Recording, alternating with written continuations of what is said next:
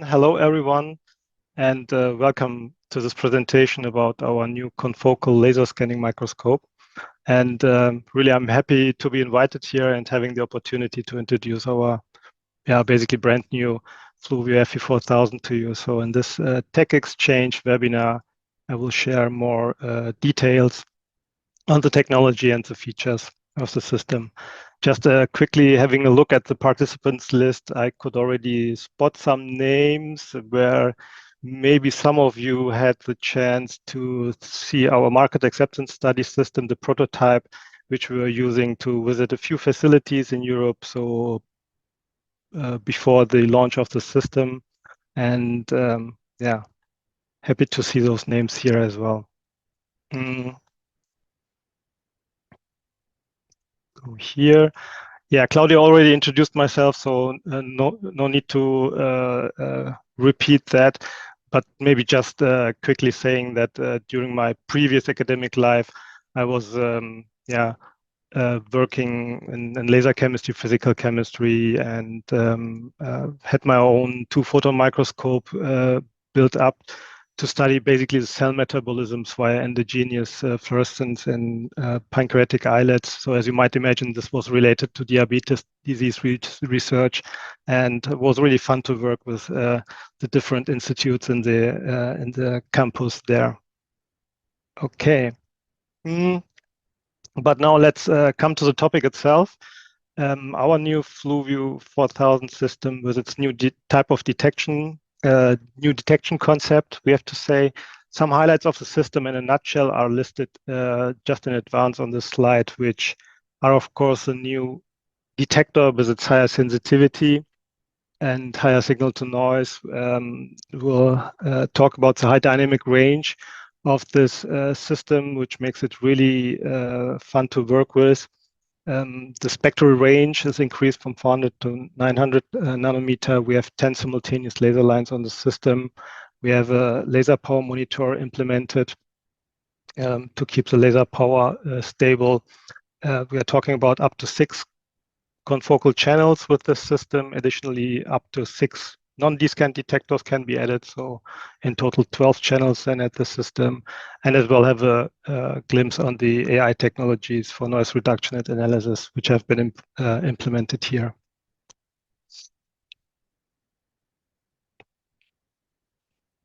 So this is our agenda for today's presentation. So where we will dive into the key messages from the previous slide. And I think it shouldn't take longer than 30 minutes.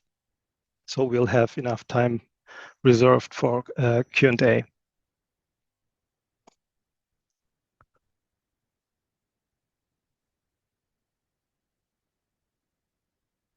Okay, let's begin with our new silver detector. Silver, so just call it like the metal, silver, is an acronym. This kind of artificial word is trademarked on our side on Evident, and it's an acronym basically and stands simply for silicon photomultiplier from visible to IR. So that makes silver, and it's at the core of the new FLUOVIEW FE4000 and comes basically with great benefits. Addressing typical confocal microscope issues, we'll explore its key advantages. On this slide, we are simply listing up some of the common challenges faced in traditional confocal microscopes. I guess most of us will know and has experienced as well in the facilities and understand how the silver detector of the FLUOVIEW FE4000 provides solutions. So may it be weak signal with background noise or the inability to measure precisely really the fluorescence intensity or how to really reproduce experiments, and confusion over which settings to adjust for the best device performance. So to know really where is the sweet spot of my detectors, how to adjust them and balance them in a good way. People struggle with that a lot as well. And maybe the students starting actually with LSM imaging, doing unintentional saturation of the detectors happens a lot, because maybe they forgot after the introduction to change to the high-low lookup table and don't check it and come with their wonderful bright images then to the PI, and then suddenly it was like, no, I think you need to do that imaging again. Everything saturated. And of course, photo bleaching, phototoxicity, all this kind of issues are addressed here. First of all, I would like to emphasize that the silver detector has excellent photon counting capabilities. So without the drawback of traditional photon counting methods, we can say. To understand the real world benefits of this new semiconductor detector technology, we have split them up into three different parts, which are the extremely low noise, the huge dynamic range, and a higher photon detection efficiency. The first obvious thing you will realize looking at the images of the FE4000 is basically a nice black background. Traditional PMT-based confocals often struggle with weak signals accompanied by distracting background noise, where you would need then to typically balance the offset in one or the other way. Yeah, the silver detectors deliver right away here images with extremely low noise, meaning you can really capture high quality images even of very weak fluorescence. Here in this case, we've just compared the previous gas detectors with the silver detectors, and the laser was at 0.01% laser power.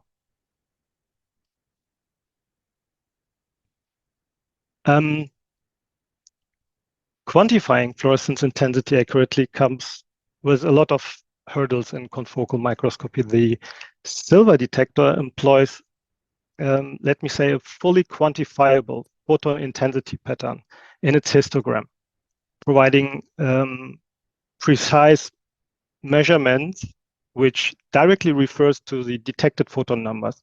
There are no uncertainties basically about this histogram and the accuracy of your fluorescence intensity data, as the system will show you in any condition the detected photon numbers in your sample. So our imaging data fills now an entire real 16-bit range and is the result of a digital integration process. And our electrical engineers designed the electronics that way that one photon will generate 32 intensity counts. As a result, the histogram shows the individual photon number count in a pitch of 32 intensity counts. So you see this honeycomb pattern histogram on the right side of the new system. And there you see the amount of pixels with one photon, the amount of pixels with two photons, and so on. Yeah. And this opens as well a very precise offset setting possibilities. Yeah. Say if you want to remove one photon level, which usually might represent the background maybe of your image, then just remove one photon by moving the slider here to 1 or 2 photons.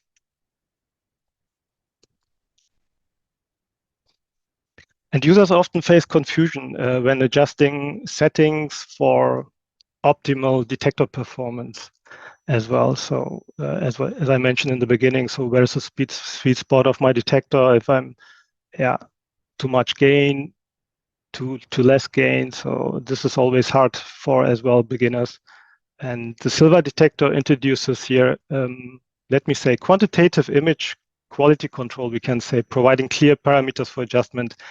Because now achieving the best device performances on this system really straightforward and efficient. No need to adjust any more gain, voltage, and offset, as there is no analog mode anymore with this system. The laser power is the only parameter to reset. And of course, the pixel dwell time you can change, but basically on the detector side, it's just the laser power. And for reproducing the same signal to noise ratio images, you can at the end simply rely on the detected photon numbers thanks to the really neglectable dark current and circuit noise. The formula for the signal to noise ratio simplifies, as shown here on the slide, to this small equation where you have just basically the photon shot noise left over, and you can simply estimate in the simplified equation the signal to noise ratio simply by the detected photon number divided by the square root of the photon number, which is the photon shot noise in this case. And acquired images at different laser powers really prove that we can simply take that simplified equation, and the theoretical number matches as well the really detected signals here and the signal to noise.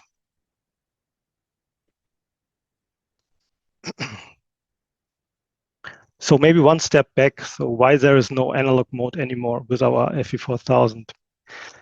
Typically, you would change from photon counting, or let's say digital integration, to analog mode if you reach a plateau with bright signals. Yeah, meaning up to now, too bright signal would mean no reliable photon counting anymore. You would go into saturation, and to measure really bright samples, you would need to switch to analog mode to achieve higher dynamic range. Silver detectors can linearly count up to fantastic 1000 megacounts per second. So we could say 1 gigacount per second. We like to call this future high dynamic range photon counting. So if you convert this 1 gigacount per second into typical scanning times of a galvo scanner at, let's say, 2 microseconds per pixel, this would convert to up to 2000 photons until saturation, which is a huge number. And this 2000 photons at 2 microseconds per pixel was as well basically the motivation to create this 32 intensity pictures, because 32 intensity signal pictures, because we say we have a 16-bit range which we want to fully cover. And if we say we want to linearly distribute all the available dynamic range into a 16-bit room, we can then, our engineers decided that we do this 32 intensity pitch and multiply it by 2000, you would end up at this 16-bit image room, which you can make use of. So this kind of dynamic range is in digital integration mode a new thing, and make the analog mode for our system obsolete at the end. And yeah, classical applications where you would benefit from are enough there, I think. So it's traditional PMT-based detectors may yeah, unintentionally saturate in applications like this, where you have maybe in multi-photon systems, you do a huge Z-stack of a brain, and suddenly, the neural structures showing up, and then suddenly you have very bright soma, and the image goes into saturation. And the silver detectors can here, with their huge dynamic range and linearity, ensure that even in situations with very varying intensities, your data collection remains accurate without saturation. And as we all know, of course, saturation is to be avoided, yeah, for any cases, for any post-processing, any analysis, maybe deconvolution, stitching, spectral unmixing, you will always benefit actually from this high dynamic range. And next, our new silver detectors perform better than GASP or multi-alkali across the whole spectrum. So on the graph here, we can see the better photon detection efficiency against a normalized GASP curve, shown in green. And we see as well that the silver detector comes actually in two flavors. Yeah, so we have a broadband, shown in blue, and a redshifted version, shown in red. And you can have them both on the same system. And another great point is the robustness of this silicon semiconductor photomultipliers. So too much light cannot harm the sensor itself, making them ideal as well for the use of non-D-scan detectors in our multi-photon setups.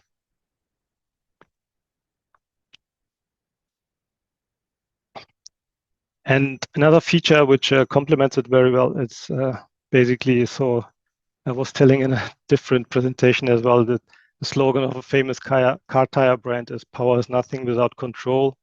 And we could say basically the same applies for your lasers in a laser scanning microscope, because uh, in this case, every system comes with a built-in laser power monitor, which constantly measures the laser power entering the scanning unit and immediately corrects it against the defined reference value from the day of the installation. By this, the laser power percentage value shown on the GUI will be a reliable measure.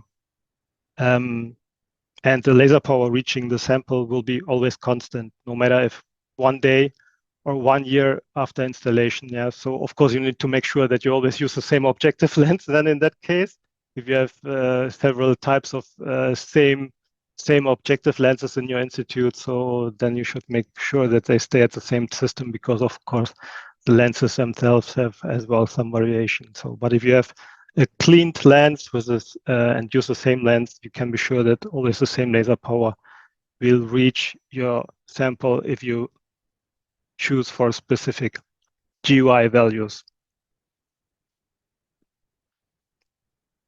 And this built-in laser power monitor will as well tell you. So if, let's say, you forgot to switch on one of the lasers and you're trying to use that laser, the system will directly tell you, no laser detected, you cannot start. Or if the laser is aging and has too less power, the GUI will even not allow you to tune to a specific laser power percentage. Let's say you want to go with, for any kind of stimulation or bleaching experiments, to 70 or 80% of the laser, and the laser power monitor cannot detect that high laser power, the GUI will not allow you to go there. So it will simply stop at the level where it can really guarantee you that laser power is available for you. So at the end, of course, reproducibility and accuracy is key in scientific experiments. I think this feature fits perfectly our silver detectors, ensuring quantitative and reliable confocal imaging. So the evidence silver detector technology at the end, it is a combination of high-speed sampling and our patented digital signal processing. You can imagine the photosensor itself as a photon counting device that is a multi-pixelized Geiger mode APD, yeah, comprised of thousands of individual APDs. And all of them giving you a very homogeneous and very stable and same impulse response if a photon hits one of those APDs. This is important to note that this stable and same shape of impulse response, as soon as a photon hits one of those individual pixelized APDs, will happen. And as we can see here on the image, the silver detector package is basically the sensor itself plus the digital processing and the gigahertz AD sampling here. So the raw output of the detector itself, if you see on the lower right corner, switch on my laser pointer. If this is a photon received sequence, sequence on the PMT itself, the response curve of the detector will look like this. So it's at the end a superimposed signal of all these individual signals of the individual APDs. Yeah, and as we know, the very precise impulse response, we make an inverse filtering of this output signal and receive by this basically our processed signal, and this helps especially for one specific thing, because there is standard out-of-the-box silicon multipliers would have one issue, which is this long decay curve, yeah, which is around 100 nanoseconds. And this would make imaging at resonance scanner speed not good, as you would have smeared out pixels and the image would get unsharp. If you think about a resonance scanner image here on the left side resonance scanner image, and you have a pixel dwell time of just 33 nanoseconds, but have a decay curve of 100 nanoseconds. So you would have this smeared out pixels then in such kind of image. And by having this very fast gigahertz sampling and digital processing, we restore back basically the original photon received sequence and can have, even with resonance scanner mode, a very nice sharp image. And this allows basically the aforementioned as well high dynamic range, the higher detection efficiency, and the stable impulse response with really low background noise. If you want to get more details here, kindly refer to our white paper as well on the website. As I would like to move on here. Resonance scanner usually comes with much less signal to noise, as we know, and at this point the silver detector shows its strengths, where resonance scanner images are getting much more usable and increase your throughput basically dramatically. Comparing here a galvo scanning on the left side and a resonance scanning image, we can appreciate that we can achieve galvo equivalent images, even though not the same signal to noise, yeah, if you calculate it. But just for your eye, it's just with 2 times averaging, you get here really great image quality. Okay. In this small chapter, I'd like to show how the FE4000 provides extended multicolor capability, offering more information from your images. So you'll see the enhanced capabilities for multiplex imaging, including the number of lasers and channels available for your experiments.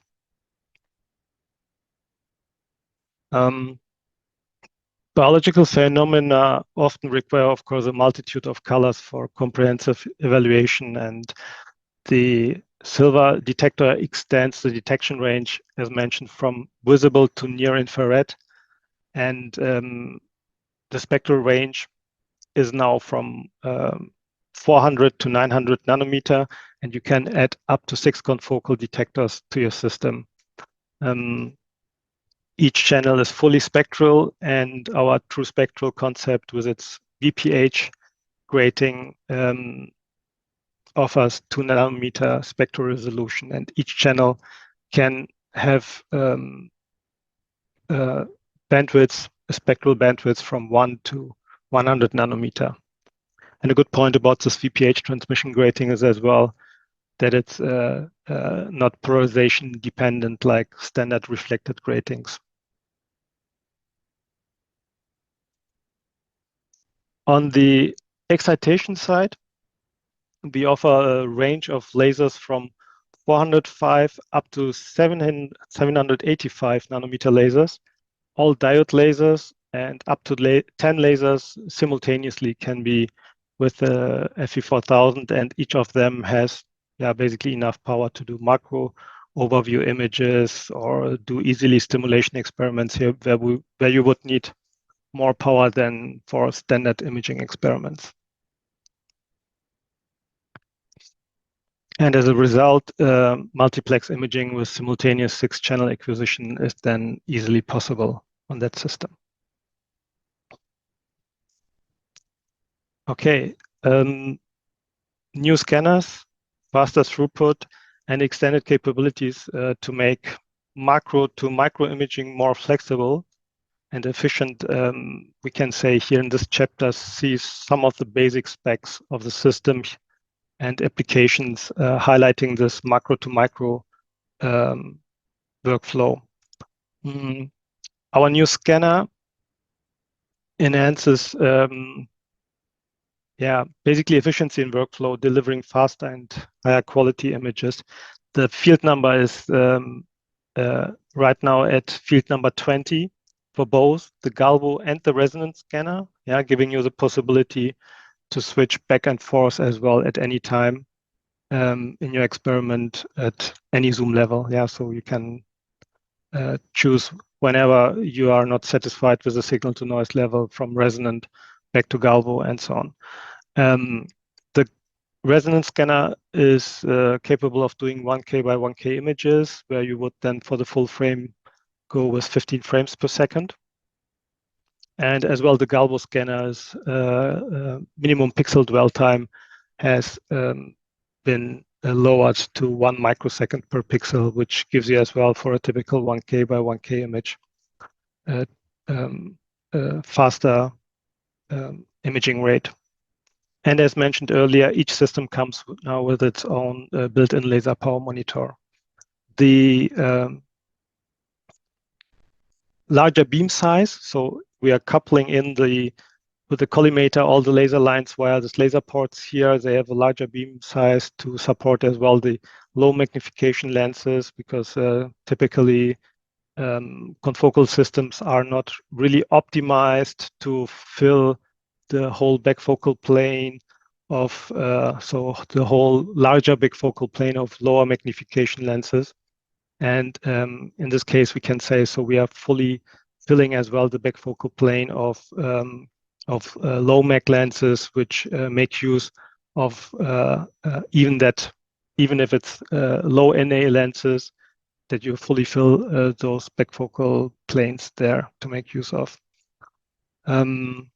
And the scanner itself is coated with a specific, broadband coating technology, which supports transmission up to 1600 nanometer, even though we would only use up to 1300 nanometer with our standard MPE lasers, which we have. And these improved specs help us to do quick sample mapping, like shown here, which enables us to capture high quality images 5 times faster than its predecessor. So this means we can explore complex biological structures efficiently while maintaining here again the Galvo equivalent image quality. And please kindly note that all these images are taken by resonance scanning. Then you can easily zoom up to find the fine structures of the cells and tissue, or can add additional true site processing to further improve the image quality by deconvolution. As you can see in this nice image here of a Drosophila wing, we've achieved here as well the macro to micro imaging with a really nice clarity. The sample underwent 42 hours pupation, and the FE4000 allowed us here to observe the structural details at both the macro and the micro scale. And moving on here to another application, we have an image here of the ventricular subventricular zone in a 2-week-old pig brain. If we take a closer look at resolution increasing, so after all the Mexican head story, I don't want to talk about the super resolution, but at least breaking the diffraction limit here, we can now achieve as well 8 times faster acquisition than the previous model, and this demonstrates the system's great performance in acquiring high signal to noise ratio images, and the high resolution images really nicely show that you can push the boundaries of the classical diffraction limit here easily as well. And of course, there's a combination of setting the pinhole, having our OSR algorithm, which works in the Fourier space, enhancing the higher frequency components and the back transformation to image space, where we can appreciate this higher resolution images. Okay. But the FLUOVIEW FE4000 has to offer as well something for precise dynamics of live cells with less damage. So utilizing the advanced technologies such as NIR imaging and our resonance scanner, our system ensures basically gentler time-lapse imaging capturing dynamic cellular processes. Phototoxicity can be a concern, of course, in live cell imaging, always, impacting the health. And let me play it again here.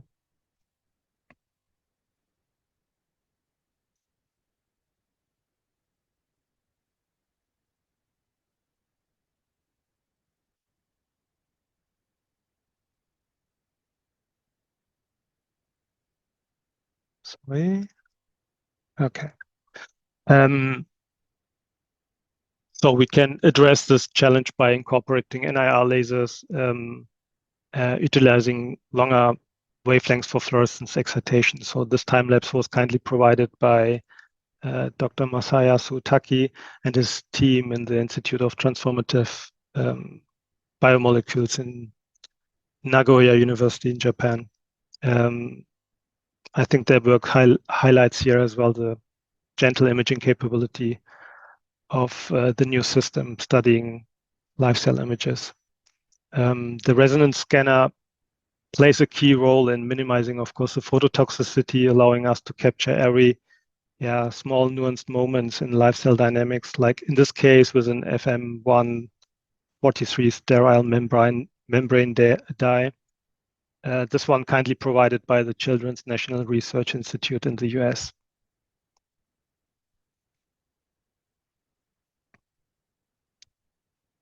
And keeping sample in focus is, of course, important as well. And our true focus, our Z-drift compensation module helps your science here to stay literally in focus. And here we see some HeLa cells labeled with MitoView 720.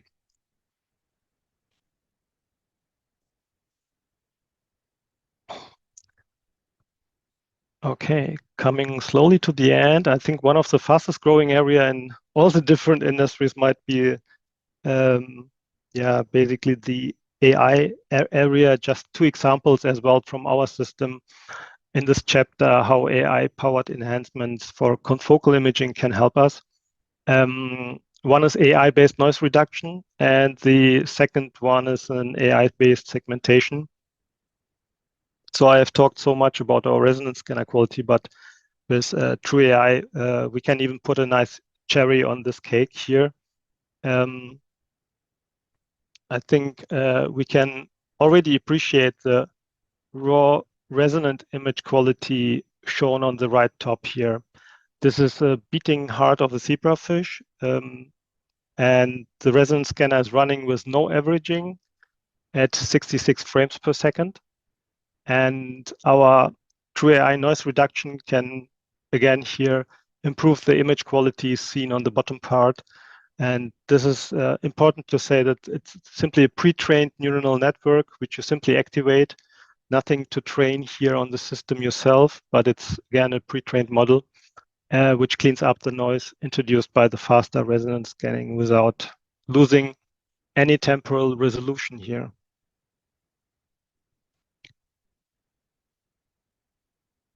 And the same true AI process time-lapse, just with a different color assignment here on the channel number 3.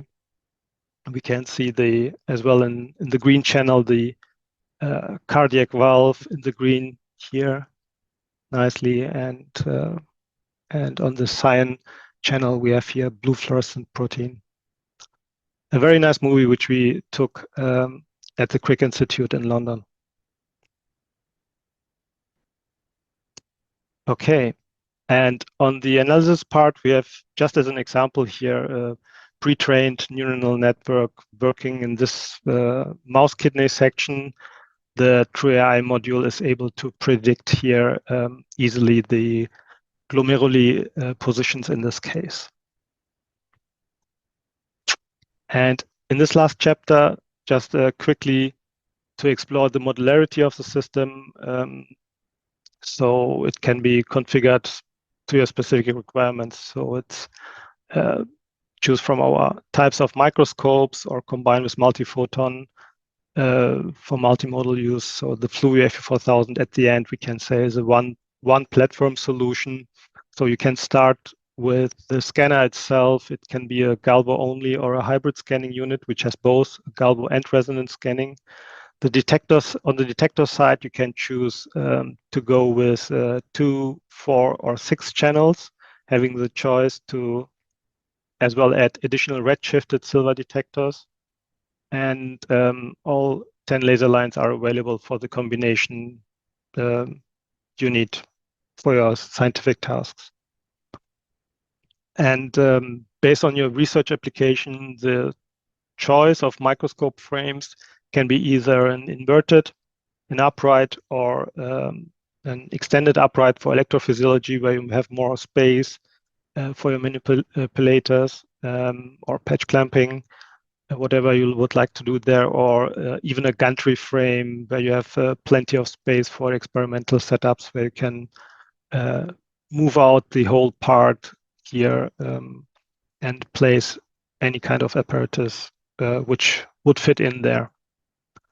And last but not least, so we have a whole MPE world to offer that can be combined with our confocal visible systems.